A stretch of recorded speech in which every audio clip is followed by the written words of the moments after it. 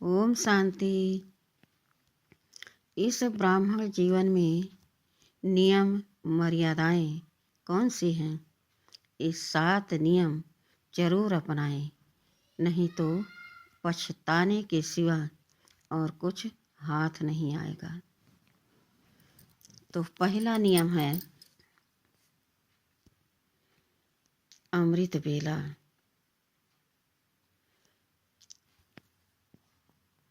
आज सब अपने पूरे दिन को कहाँ लगाते हैं?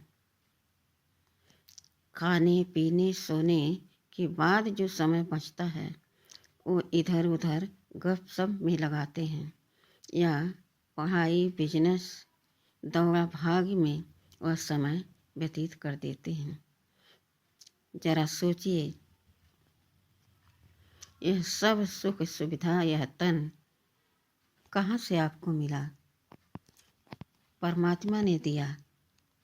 वही एक दाता है, पूरे संसार को भिखारीपन से छुड़ाने वाला। वह इस समय इस धरती पर आकर सभी मनुष्य आत्माओं से कह रहे हैं कि बच्चे, अपने आप को नियम मर्यादाओं के बंधन में बांध लो। जो नियम से नहीं चलते, नियम से कर्म नहीं करते, नियम से खाते नहीं, नियम से सोते नहीं और नियम से परमात्मा को याद नहीं करते, सोचो उनकी क्या गति होगी। पेट तो जंगली जानवर भी भरते हैं, पशु पक्षी भी भरते हैं, लेकिन हमें मानव शरीर मिला है।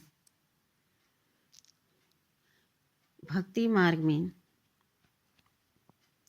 सभी मनुष्यात्माएं अपने यथाशक्ति के माध्यम से भगवान को याद करते थे, पूजा पाठ करते थे, तीर्थ व्रत करते थे, जप तप करते थे और जब कोई काम शुरू करते थे तो परमात्मा को पहले याद करते थे, तब कोई कार्य शुरू करते हैं।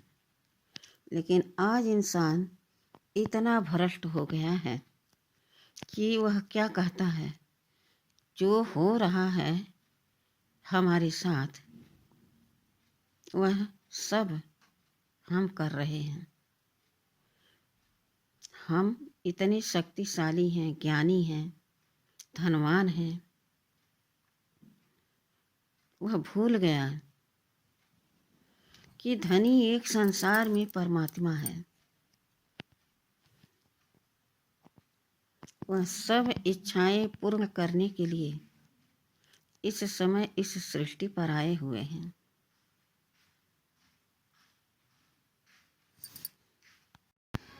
कुछ भी हो जाए मगर हमारा अमृत बेला मिस न हो। बहुत से लोग उठ के रात में कर लेते हैं, जैसे आँख खुला 2 बजे 3 बजे कर लिए, लेकिन फिर सो गए। ऐसा कड़ा नियम हमारा हो, ऐसी हमारी धारणा पक्की हो कि एक नियम अपने अंदर धारण करें।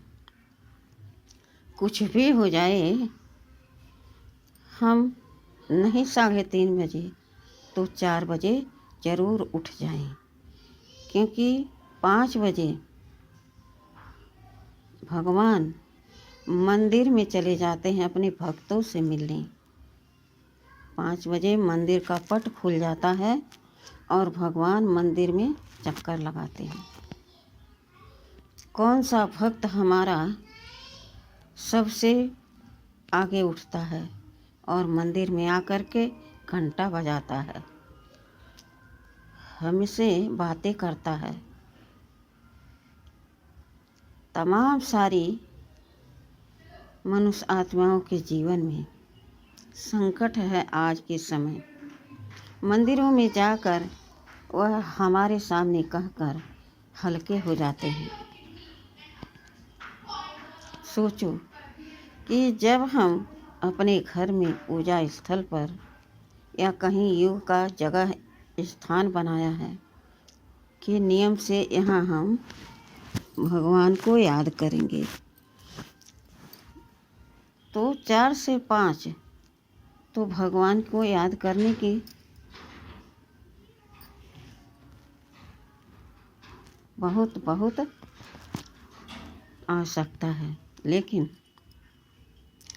4:45 बजे ही भगवान अपने भक्तों से मिलने चले जाते हैं और भक्त अपने घर में स्नान करते, तैयारी करते, फिर मंदिर में जाते हैं। कितना समय दिया? जितने समय हमें बाबा ने नियम दिया कि इस टाइम तुम मुझे याद करोगे, मेरी सिवा कुछ नहीं करोगे, नींद का, आलस का जरा भी प्रभाव न रहे।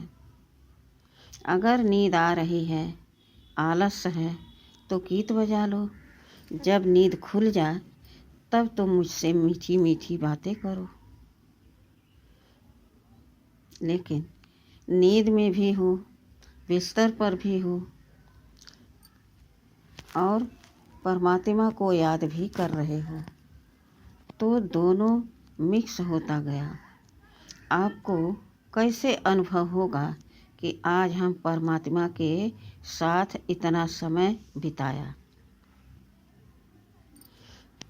इसलिए एक नियम बहुत ज़रूरी है, उसे पक्का करना और उस नियम पर चलना। दूसरा, कुछ भी हो जाए, कहा जाता है ना, जो वचन एक बार दी जाती है वह टाली नहीं जाती। प्राण जाए पर वचन न जाए। कुछ भी हो जाए, मगर हम परमात्मा को भोग बिना लगाए भोजन नहीं करेंगे। सबसे पहले भोजन पान हमारे मीठे बाबा करेंगे। वही भोजन प्रसाद के रूप में हम उसे स्वीकार करेंगे और हमारे तन मन की सारी व्याधि, मन की कमजोरी सब समाप्त हो जाएगा। बस नियम पकड़ लो, नियम पर चलो। तीसरा, कैसी भी आत्मा हो, कहते हैं ना, अरे वह पत्थर बुद्धि है, सुधरने वाला नहीं है। लेकिन जहाँ सर्वशक्तिमान है वहाँ कुछ भी असंभव नहीं है। आप यह दृढ़ निश्चय कर लो कि इस आत्मा को हमें परमात्मा के रास्ते पर ला करके ही खड़ा करना है। कुछ भी हो जाए तो उसके सामने बिना गए आप मन से ऐसी शुभ भावना से, शुभ कामना से उसको दुआ दो और बाबा से कहो कि बाबा इस आत्मा का भी कल्याण हो, इसको ऐसी बुद्धि दो जो यह आपके बताए हुए मार्ग पर सुगमता से चल पड़े। यह भी आपका बच्चा है। चौथा, कोई आपको कुछ भी कहे, क्योंकि जब हम ईश्वरी मार्ग पर चलते हैं तो लोग हमें तरह तरह की बातें कहते हैं। कहाँ जाती है? अरे आश्रम पर जाती हैं जहाँ आज तक हमारे घर की महिलाएं नहीं गईं, अब यह आश्रम भी जाने लगी। वहाँ मुरली सुनाई जाती है, अलग ज्ञान है, पवित्रता की धारणा कराई जाती है। वहाँ एक ढाल बनी हुई है जो ढाल क्या है कि वहाँ सतयुग में जाकर देवी देवता बनना है। तो यह संशय हमारे मन में न हो। जो पत्थर बुद्धि हैं, अज्ञानी हैं, अज्ञान नींद में सोए पड़े हैं, वह तो यह बातें कहेंगे ही। आप कुछ भी कर्म करो तो इंसान कुछ न कुछ तो कहता ही है। इसी प्रकार से हमें भी दृढ़ निश्चय करना चाहिए कि कुछ भी हो जाए हम भगवान के महावाक्य जरूर सुनेंगे, योग जरूर लगाएंगे।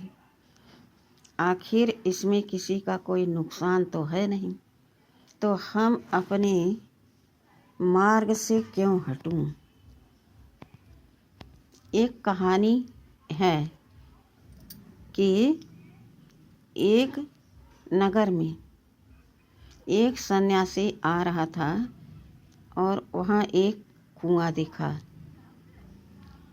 थक चुका था चलते चलते, पैदल का जमाना था। वह उसी चबूतरे पर कुएं के छोटा सा पत्थर था, उसको ले करके अपने सिरहाने रखा और सो गया। अब जब भोर हुआ तो वहाँ गांव की औरतें पानी भरने गईं, पनिहारिन। तब कुएं से पानी भरा जाता था। जैसे दिखा कि चबूतरे पर एक सन्यासी सो रहा है तो बड़े गौर से देखने लगी और फिर बोली कि देखो, संसार छोड़ दिया लेकिन तकिए का मोह अभी तक नहीं गया।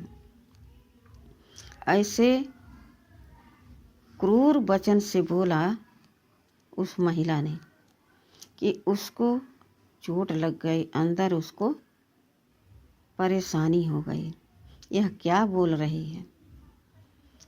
सन्यासी जग गया और फौरन उस पत्थर को उठाया और दूर फेंक दिया। दूसरी औरत ने कहा, अकड़ तो देखो, सन्यास धारण कर लिए लेकिन अकड़ नहीं गई। तीसरी ने कहा, अरे महात्मा जी, हम पानी लेने तो आते जाते रहते हैं, कुछ न कुछ तो कहते ही रहेंगे, आप अपना धर्म क्यों छोड़ रहे हैं। आप प्रभु का गुण गाते रहिए, कि जिसको जो कहना है कहते रहे। चौथी ने बहुत सुंदर बात कहा। उसने कहा कि देखो भाई,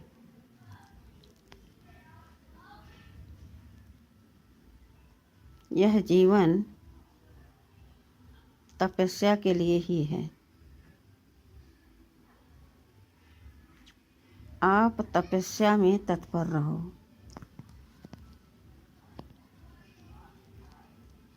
आप किसी की बात को सुन करके अनसुना कर दो, उस पर विचार न करो,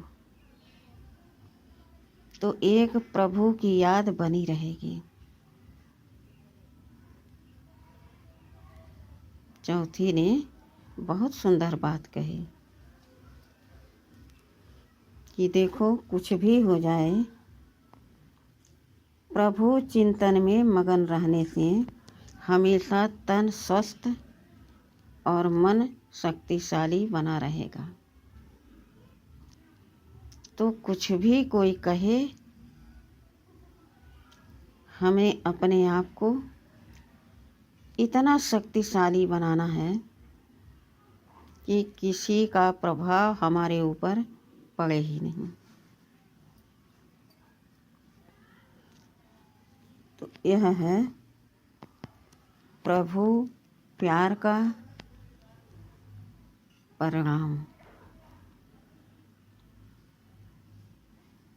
तो हमें भगवान के और भगवान के कार्यों में जरा भी संकोच नहीं करना है कि दुनिया वाले क्या कहेंगे। जिसने लोक लाज खोई उसने प्रभु के प्रिय बनकर इस संसार को दिखाया। तो हमको भी भगवान अपना बनाने के लिए स्वयं आए हैं, तो हम पीछे क्यों हटें। इसीलिए परमात्मा का हाथ साथ उनके बताए हुए नियमों को अपने अंदर धारण करना है और दूसरों को कराना है। यही एक इस संसार में इस तन के द्वारा हमारे लिए श्रेष्ठ सर्वोत्तम उत्तम कार्य है, जो हम प्रभु के काम आ रहे हैं और हमारा भाग्य श्रेष्ठ बन रहा है। हम कितने भाग्यशाली हैं। हमको तो पता ही नहीं था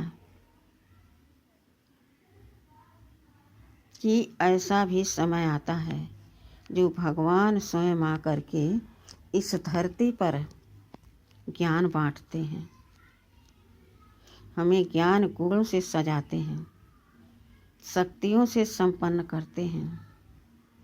तो हमें उन मर्यादाओं पर चलने के लिए पीछे कदम नहीं हटाना है। हमारी जीत हुई पड़ी है, हम विक्रमाजीत हैं। विजय हमारा जन्मसिद्ध अधिकार है। प्रभु हमें नियम इसलिए बताते हैं कि इस नियमों पर चलने से तुम मेरे समान बनोगे, पूरे विश्व का कल्याण कर पाओगे। तो अपने आप को श्रेष्ठ विशेष सौभाग्यशाली समझना है। अहो भाग्य मेरे कि हम परमात्मा के बताए हुए नियमों को, धारणाओं को अपने अंदर धारण कर और मनुष्य आत्माओं को आप समान बना पा रहे हूँ। कितना यह सुंदर समय है जो हमारे जन्म जन्म के जीवन सुखद बना दे रहे हैं। प्रभु के हम प्रिय हो गए तो और किसी का प्यार हमें क्या करना है। नियम कठिन थोड़ी है, अपना कर देखो, चल कर देखो, चलाने वाला स्वयं भगवान है। अच्छा, ओम शांति।